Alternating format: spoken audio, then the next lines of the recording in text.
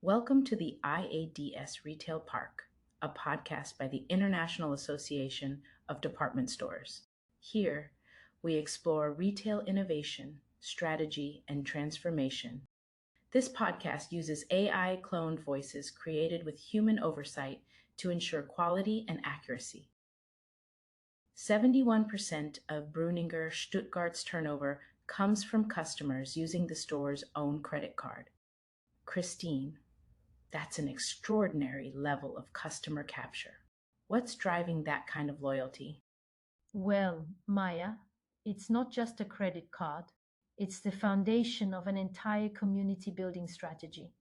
The Beyond Loyalty program has 4 tiers: bronze through platinum. But the credit card doubles your points for every euro spent. That's powerful incentive. And Platinum Tier requires spending 7,000 euros annually. What do those customers receive? Access to exclusive events that Breuninger now organizes entirely in-house. They used to buy opera tickets and host customers at performances. Now they hire singers, rent venues, arrange catering, and create their own events. Only platinum customers are even informed these events exist. I gotta say, Christine, that's a completely different approach to customer engagement. I agree, Maya. It truly creates a sense of belonging that transcends transactions. Roninger also has 7 personal shoppers serving 3,100 active customers. The average basket with a personal shopper is more than 10 times higher than without. 10 times is a pretty big multiplier. How do they recruit customers into personal shopping? Breuninger finances tickets to operas or relevant cultural events.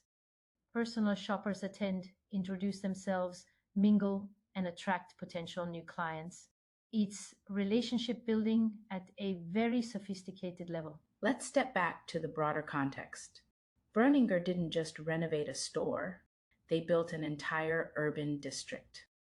The Dorotheen Quartier took 10 years to develop and required a 200 million euro investment. Opened in 2017, it spans 62,000 square meters. The area includes luxury retailers like Louis Vuitton, Tiffany, and a Porsche dealership, plus restaurants, apartments, offices, and a 350-slot underground parking lot. So Breuninger became a real estate developer to anchor their retail strategy. They transformed the street into retail space called Passage, a small mall connected to the Breuninger store. The entire quarter feels very lively. It offers an alternative to Stuttgart's main shopping street, Königstrasse, which feels outdated. Stuttgart has a population of 636,000. That's relatively small for this level of luxury retail investment. Which is precisely why community building is so critical. Over 80% of customers are local. Only a few tourists come from Switzerland and Italy. Breuninger had to create deep, sustained relationships with a finite customer base. The store itself is 42,000 square meters across 3 buildings. Walk us through the layout. The buildings were constructed at different times, creating uneven ground levels. Some floors don't connect between buildings, which complicates customer circulation, but each floor has distinct merchandising. Ground floor features luxury leather goods, beauty, and casual women's fashion. The leather goods department took 7 years to build. Why so long? Luxury brands were reluctant to enter Stuttgart. They had successful businesses in Munich, just a 2-hour drive away. Convincing brands like Dior, Gucci, Saint Laurent, Loewe, and Bottega Veneta required persistence. Now Dior is the best performing brand in that section. And they operate under wholesale, not concession. Yeah, that's right, Maya. Large shop-in-shops, but Breuninger owns the inventory. The beauty department, by contrast, looks outdated and cluttered. It's only 1,500 square meters relative to the overall store surface. Breuninger is considering a redesign focused on leading brands and niche brands, removing what they call the unremarkable middle. And it seems that niche fragrances perform really well there. The section is packed on Saturdays, but what's most interesting on the ground floor is the Breuninger confectionery. It achieves higher sales than neighboring successful cosmetic brands. And the champagne bar at one of the store entrances is a famous meeting point for local customers. I love that. Community anchors embedded in the retail space itself. So, the first floor spans 7,500 square meters of women's premium and luxury fashion. Brands operate under wholesale and don't have their own fixtures. Breuninger created a harmonized store concept. The second floor is men's fashion and shoes, 6,800 square meters with even better profitability per square meter than women's. Men's fashion achieves roughly the same turnover as women's, right? Remarkably, yes. The third floor has sportswear, including a large ski section with a ski workshop. Customers can buy or rent equipment, skis, and shoes. There's also a bike section that expands in summer. Okay, Christine, I've got to say, a ski workshop inside a department store is a little unusual to me, but hey, that's just me. While during winter, customers must book appointments on Fridays and Saturdays because demand is so high. In summer, ski department staff transfer to the bike department. The fourth floor has home offerings, luggage, a 44-seat hairdresser, a large restaurant, and customer service. Customer service isn't tucked away in a cramped back office. No, not at all, Maya. It's airy, properly furnished, and tidy. Platinum customers have separate service connected to the store staff office space. Customers commonly enter the office and ask for anything they might desire. It had to be designed as a welcoming space, not just functional. The -1 level has women's shoes, kids' wear, and underwear spread across the three buildings. The shoe department is very airy with club vibes thanks to special lighting. Breuninger is considering hosting actual parties at night. They also introduced runners in the shoe section. Can you explain the runner concept for us, Christine? Customers complained about being left alone when sales staff went to the stockroom.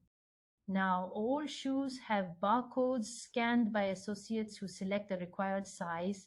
Runners deliver shoes to the shop floor in 1 to 3 minutes, depending on how busy the store is. On weekdays, associates alternate between selling and running. Saturdays have dedicated runners. It kind of reminds me of how Apple handles their products in stores. They have associates in the back room, like the runners, whenever a customer purchases or comes to pick up a product. But for a department store in this specific case, that's operational innovation solving a specific customer pain point. That's a good point. Let's move on to kidwear. Kidswear has a busy kids hairdresser and a candy tunnel offering all sorts of sweets. There are food and beverage options on almost every floor.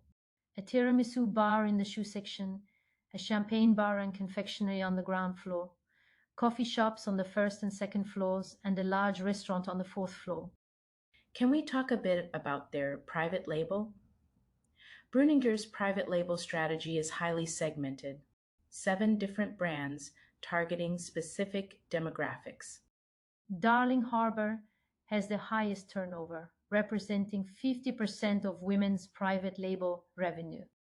Positioned to compete with Marco Polo, it's contemporary and cashmere focused with 5 to 6 collections annually. Sweaters range from 50 to €230. Mrs. and Hugs is positioned more aspirationally. It has the best private label margin, representing 40% of women's private label turnover. Customers think it's a real brand, not private label, positioned alongside Essential Antwerp and Samso. Sweaters are priced between 100 and €300. And I believe they advertise Mrs. and Hugs heavily compared to their other private labels. Online, social media, and store windows. The brand appeals to younger demographics with more frequent drops. Johann and Johanna is a new premium brand inspired by traditional German wardrobe. First results were exceptional. Items sold out in 2 months.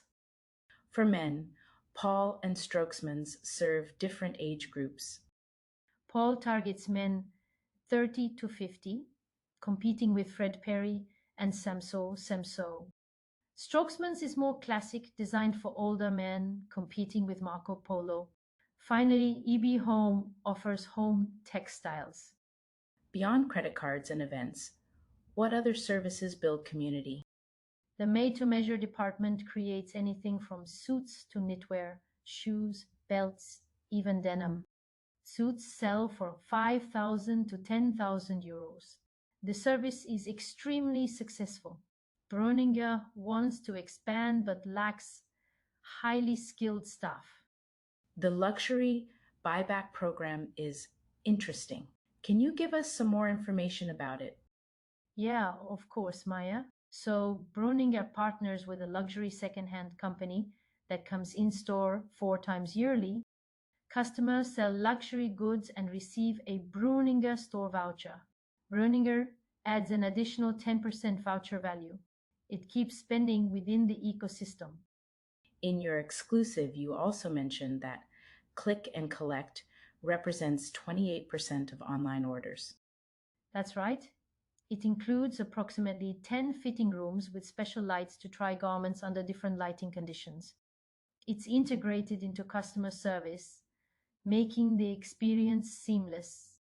For department stores looking at Breuninger's model, what's the core lesson? Success is rooted in maintaining deep, personalized connections with a community of customers. In a city of 636,000 people, you can't rely on tourist traffic or transient shoppers. You must create reasons for local customers to return repeatedly and spend significantly. That requires investment in services, experiences, and relationships that go far beyond retail transactions. Thanks for joining us for this episode of the IADS Retail Park. For more insights and exclusive content, follow us on LinkedIn, explore our Substack, and visit our website.